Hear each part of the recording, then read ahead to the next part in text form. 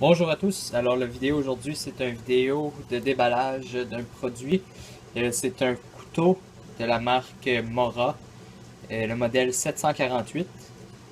Alors sans plus attendre, allons le déballer.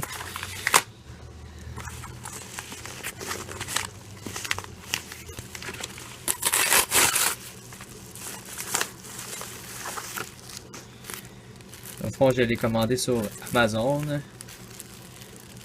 Il vient comme ça. Il semble pas avoir de sur d'emballage à part les petites bulles. Non, exactement. Alors, c'est un couteau qui se vend directement comme ça. Alors, je sais pas si on peut voir.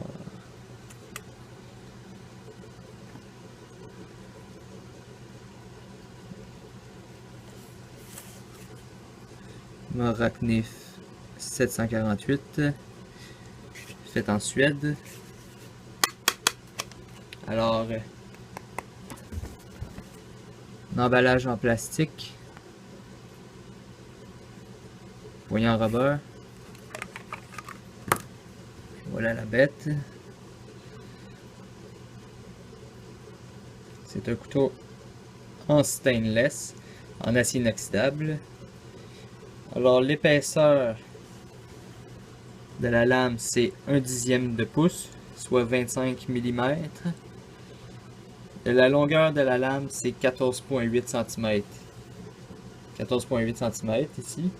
Et la longueur totale 26 cm. On a une poignée en caoutchouc. Le code d'identification c'est bleu, ça veut dire qu'il est fait en stainless.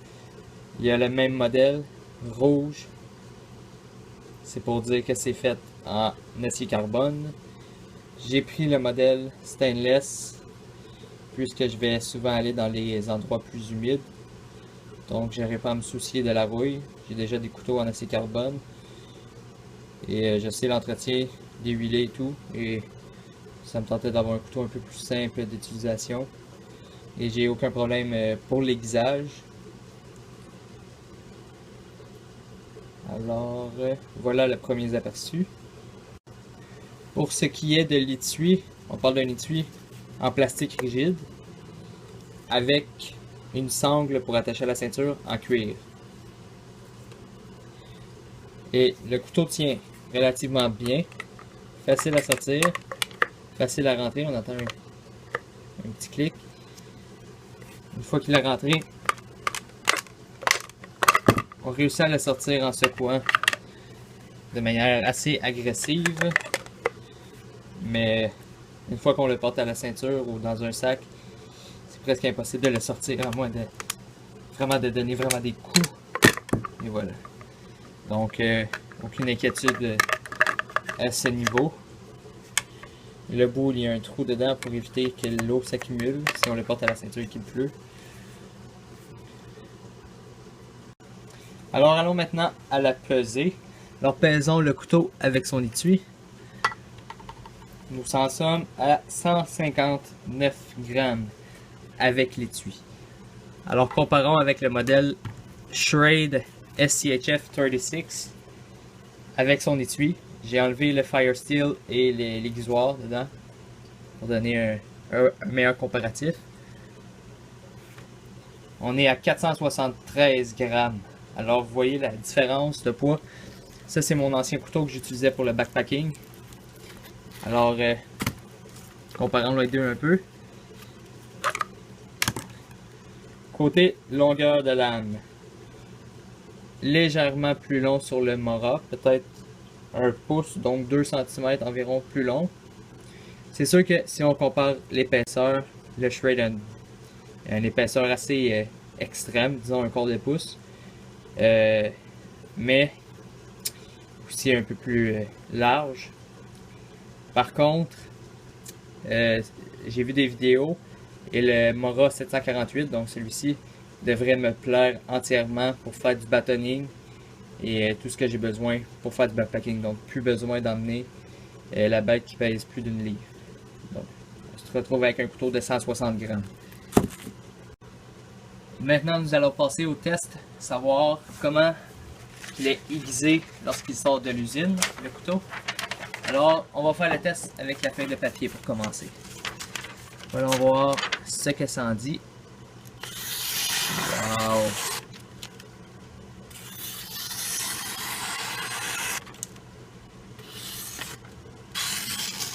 C'est aiguisé par fabrication.